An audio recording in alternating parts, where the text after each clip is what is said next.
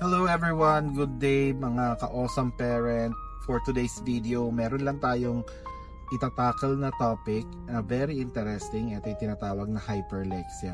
Actually, my daughter kasi is diagnosed as hyperlexic. So ano nga ba yung hyperlexia? Yung hyperlexia is isang condition kung saan yung bata natututo na agad magbasa ng sobrang aga and sobrang galing na nila agad. Kumbaga mas advanced pa yung kanilang skills sa kanilang edad. Halimbawa, may mga bata na kaya magbasa ng libro kahit hindi pa sila pumapasok sa school. Most likely, baka siya ay may hyperlexia, no? Etong hyperlexia ay nami-meet ng isang bata at the age of mga around 3 to 4, no, wherein sila ay marunong na agad magbasa ng mga words and numbers. Let's discuss ano nga ba yung mga katangian ng batang may hyperlexia. Gaya na nasabi ko kanina, no, ito yung maagang pagbabasa na ability, no, marunong na silang magbasa kahit wala pang formal na pagtuturo sa school. Number 2, interesado rin sila sa mga letters and numbers. Gustong-gusto nila ang mga words, letters at numbers, no? Kaya kung makikita natin, no, lagi silang attached sa mga books and lagi sila nagbabasa sa mga nakikita nila sa gadget.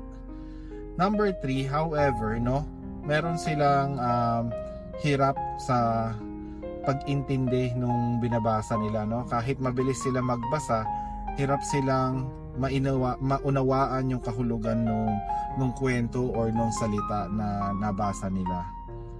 And number 4, no, most likely meron din silang social challenges, no.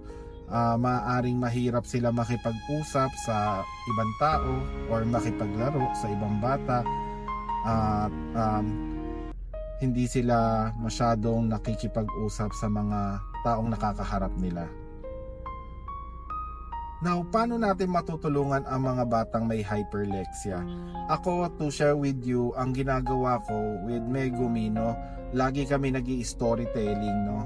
So, magbabasa kami ng kwento at ako'y magtatanong, no. Magtatanong ako sa kanya, no, ano sa tingin mo yung nangyari? Paano kaya yung naging ending? Ano kaya yung character ng bida, no? Para sa ganon, ma-improve yung comprehension niya towards do sa binabasa niya. Number 2, ginagamit namin yung hilig niya sa pagbabasa, no? Ginagawa namin fun and learning ang activity ng pagbabasa sa pamamagitan ng books at games na may words o numbers. Dito, no, na-enhance yung skill niya sa pagbabasa at the same time tinatry namin ma-explain ano yung ibig sabihin ng mga words na nabanggit niya and ano yung mga purpose ng numbers. Number 3, pinapractice ko siya sa pakikipag-usap, no. Tinutulungan ko silang magsalita tungkol sa kanilang nararamdaman at kung ano yung naiisip nila. Ine-encourage ko siya na sabihin itong mga to sa taong kaharap nila. And number 4, right now nag-undergo ng therapy si Megumi, no, yung behavioral therapy, occupational therapy and speech therapy, no.